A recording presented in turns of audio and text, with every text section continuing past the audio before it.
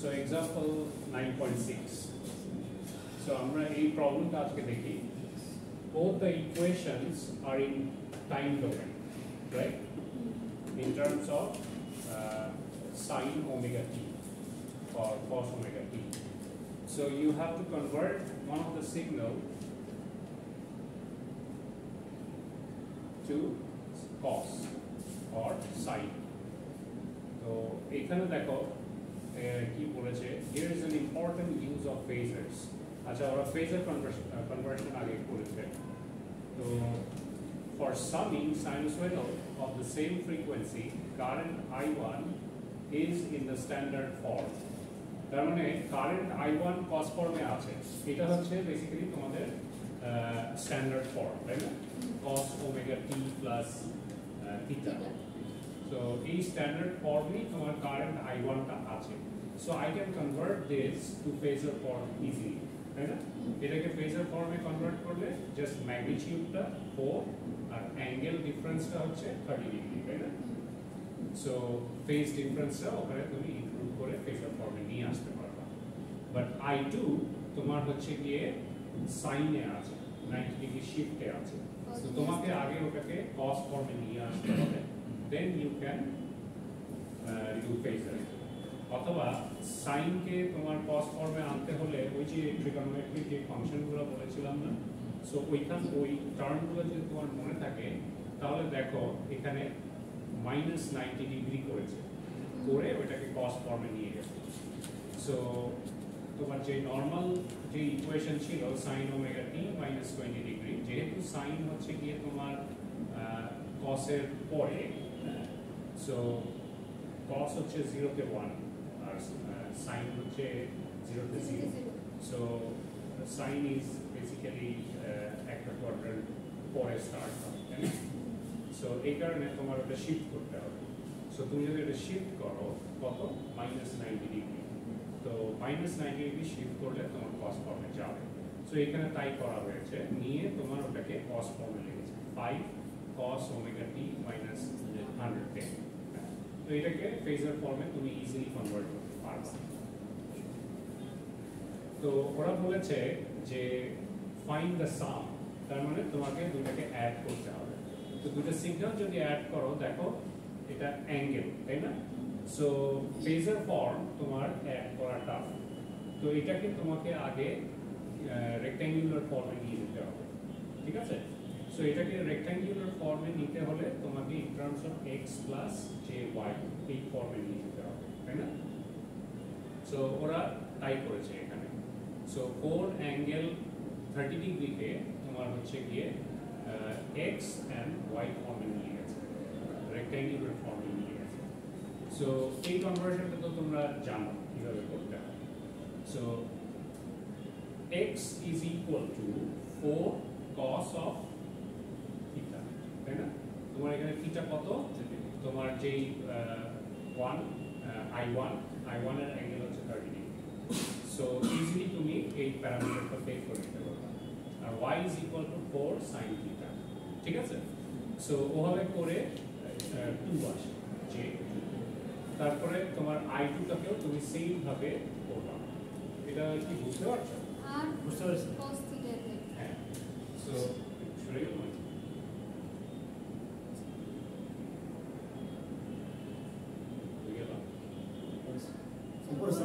উপরে আর একটু বলুন আগে পৃষ্ঠা স্লাইড শুরু করতে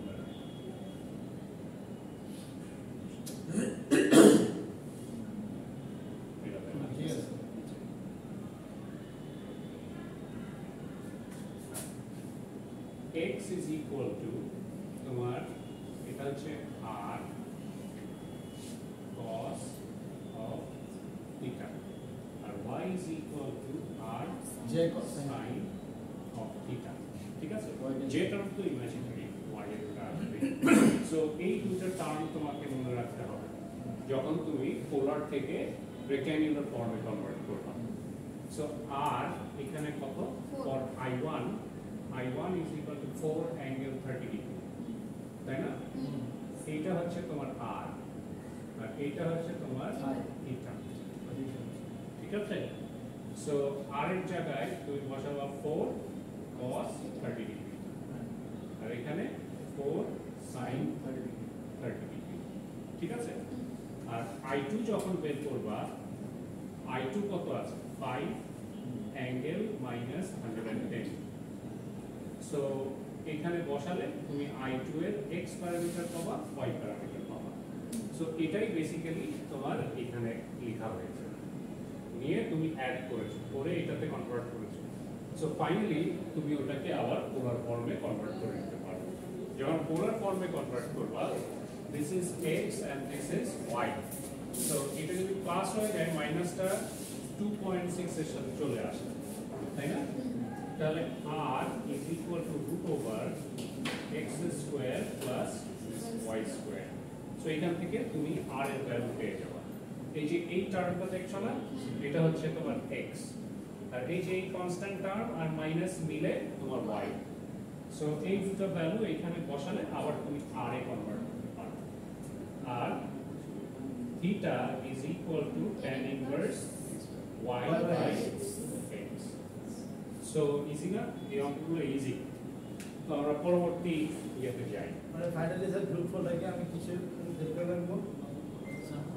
পোলার ফর্মে নিয়ে আসবা। এটাতে তোমাকে বলে দিবে কোয়েশ্চেন, এখানে যদিও বলে নাই, বাট একটা হিন্ট দিয়েছে ফেজার ফর্মে করার জন্য।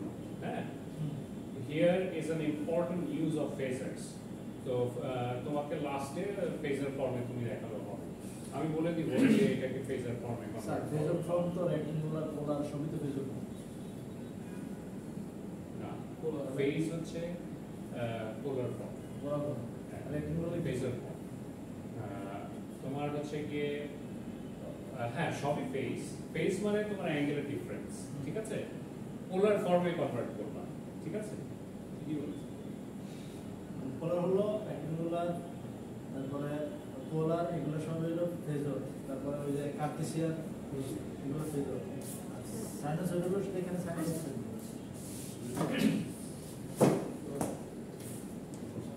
পোলার ফর্মে যে কোনো একটা ফর্মে রাখলেই হবে। যে কোনো একটা ফর্মে রাখলেই হবে।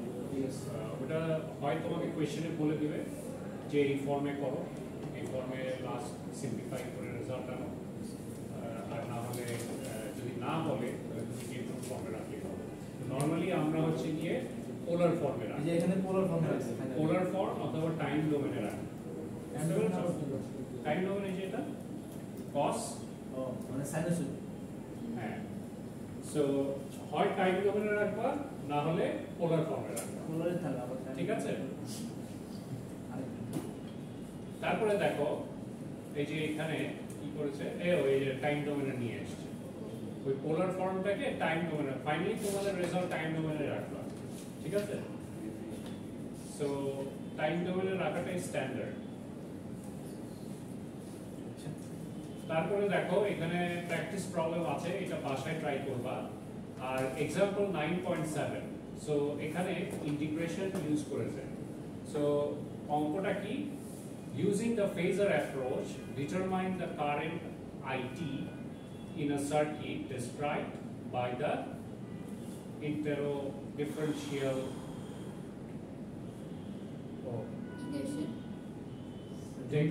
differential equation. Basically integration এখানে অ্যাড করেছে, এই কারণে ওরকম করে বলছে।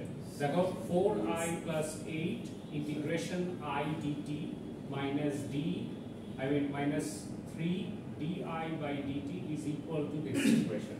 আগে মনে ঠিক আছে? জুম করে ও জুম করে দেব,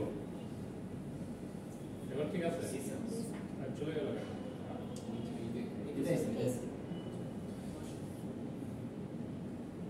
Okay, so 4i plus 8 integration I dt, এখানে ইন্টিগ্রেশন করতে হবে তোমাকে, minus 3 di by dt is equal to 50 cos 2t plus 75. তো তোমাকে এখানে বলেছে যে determine the current IT, so IT তোমাকে বের করতে হবে। তাহলে তোমাকে যেটা করতে হবে,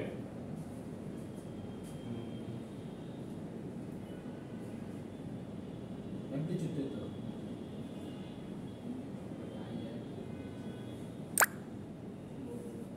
ওই ছোটোর কথা বলছে না টাইম ডোমেন নিয়ে গেছে।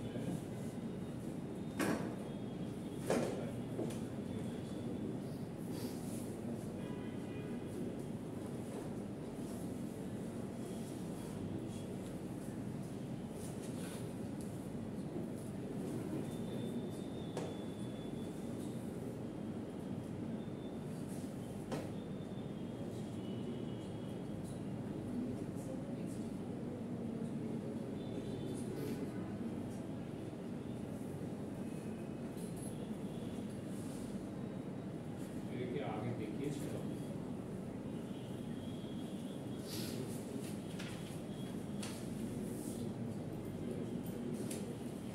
দেখো তুমি যখন টাইম ডোমেনকে ফেজের ডোমেনে আসবে আর নিয়ে আসবা, তো ইন্টিগ্রেট করলে তোমার 1/j⍵t দিয়ে গুণ হবে, আর আইটা হয়ে যাবে ক্যাপিটাল আই, ঠিক আছে? আর ডিফারেন্সিয়েশন করলে তোমার j⍵ দিয়ে গুণ হবে, হ্যাঁ, আর আই হয়ে যাবে ক্যাপিটাল আই। সো বেসিক্যালি এটাকে ট্রান্সফর্ম করেছে, তোমার টাইম ডোমেনকে তোমার ফেজার ফর্মে নিয়ে গেছে। তো দেখো ওই যে 4 স্মল আই ছিল, তুমি যখন এটাকে ফেজার ডোমেনে নিয়ে যাবা ফেজার ফর্মে, তখন স্মল আই হয়ে যাবে ক্যাপিটাল আই, ওকে? আর হচ্ছে গিয়ে তোমার ইন্টিগ্রেশন আই ডিটি যদি থাকে, তাহলে তোমার ওটা 1/j⍵ দিয়ে গুণ হবে, আর ওটাকে আমরা ক্যাপিটাল আই দিয়ে রিপ্রেজেন্ট করব। বাকি কনস্ট্যান্ট গুলা সব সেম থাকবে। আর ডিফারেন্সিয়েশন হলে যেহেতু ইন্টিগ্রেশনের সময় 1/j⍵ ছিল, এখানে j⍵ দিয়ে গুণ করতে হবে, ঠিক আছে? আই তোমার ক্যাপিটাল হয়ে যাবে। আর এই যে এদিকে 50 cos 2t plus 75, এটাকে জাস্ট ফেজার ফর্মে নিয়ে গেছে। তো ফেজার ফর্মে আনলে 50 অ্যাঙ্গেল 75 হয়। এখানে ওমেগার ভ্যালু তুমি উপরের টাইম ডোমেন ইকুয়েশন